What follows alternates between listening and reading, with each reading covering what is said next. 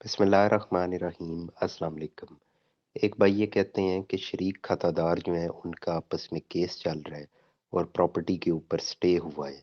इस स्टे का फ़ायदा उठाते हुए जो साइड पे दीगर खेत है उन लोगों ने तजावुज़ करना शुरू कर दिया है प्रॉपर्टी के अंदर, और हमारी जायदाद को वो अपनी प्रॉपर्टी के साथ शामिल करते जा रहे हैं। तो उनके खिलाफ क्या कार्रवाई इसी केस, जो चलता हुआ केस है, इसी में एप्लीकेशन दे के होगी या किस तरीके से होगी? तो जो आपका मौजूदा केस चल रहा है वो एक आपका इंटरनल मैटर है, आप की मुमकिन है तकसीम की कार्रवाई चल रही हो, तो उसमें आप इस हवाले से तो एप्लीकेशन नहीं दे सकते क्योंकि ये आपके हमसाए तो उसमें पार्टी नहीं है। तो आपके लिए ये है कि आप डिमार्केशन की एप्लीकेशन दें, तहसीलदार या रेवेन्यू ऑफिसर को आप एप्लीकेशन देंगे कि आपकी ये जो ज़मीन है इसकी निशानदेही करके इसको पूरा किया जाए। इसमें जो आपके शरीक खाते हैं वो भी आपके साथ ही होंगे क्योंकि ज़मीन तो हर एक की कम हो रही है। और अगर उसमें कोई ऐसी रुकावट आए कि जी इस ज़मीन का केस जो है वो अदालत में पेंडिंग है इसलिए इसकी मेजरमेंट नहीं की जा सकती, तो उसमें फिर आप अदालत से परमिशन ले सकते हैं। अदालत में एप्लीकेशन दे के अदालत से ये इजाज़त ले लें कि हम इसकी हदबंदी करवा सकें।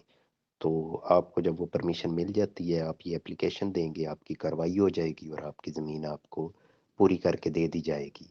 सेकंडली, इन भाई का ये भी क्वेश्चन था कि जब ज़मीन की मेजरमेंट को देखा जाए, तो जो कर्म लिखे होते हैं फील्ड बुक के अंदर, अगर उसके हिसाब से हम रकबा निकालें तो वो बन रहा है 87 मरले, जबकि जो हमारा एक्चुअल रकबा जमाबंदी के अंदर लिखा हुआ है वो लिखा हुआ है 85 मरले।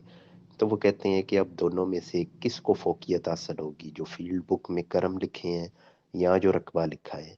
तो इसमें सर ये फ़र्क इसलिए आता है कि जो पैमाइशें लिखी गई होती हैं, अब हर ज़मीन जो है वो बिल्कुल एक रेगुलर शेप में नहीं होती, बल्कि बाज़ औक़ात कोई लाइन जो है उसमें कर्व होती है, कोई अंदर की तरफ लाइन मुड़ी होती है या कोई बाहर की तरफ किसी का पेट सा निकला हुआ होता है। तो ऐसी सूरत में जब उसका रकबा निकाला जाता है तो मुख्तलिफ लोग जो हैं उसका मुख्तलिफ रकबा निकाल देते हैं। मैनुअली ये रकबे निकलते हैं, मुख्तलिफ फार्मूला मुख्तलिफ लोग अप्लाई करते हैं जिससे रकबे में थोड़ा बहुत फ़र्क आ जाता है। अब आपका अगर इधर 85 लिखा हुआ है, हो सकता है कि आप पहले इसी अपने खसरा को चेक करें तो कहीं इसको 87 भी लिखा गया हो।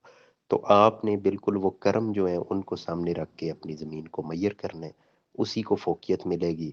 हमारे यहाँ भी इधर जब लोगों के रकबे कुछ ना कुछ कम होते हैं या किसी का कोई अगर ज़्यादा भी लिखा होता है तो देखा उन कर्म को ही जाता है, क्योंकि इसमें अर्ज़ की कि कैलकुलेशन में लोगों की फ़र्क आ जाता है। कोई इसको किसी तरीके से कैलकुलेट करता है, कोई किसी तरीके से, जिससे रकबा जो है वो थोड़ा बहुत तब्दील हो जाता है।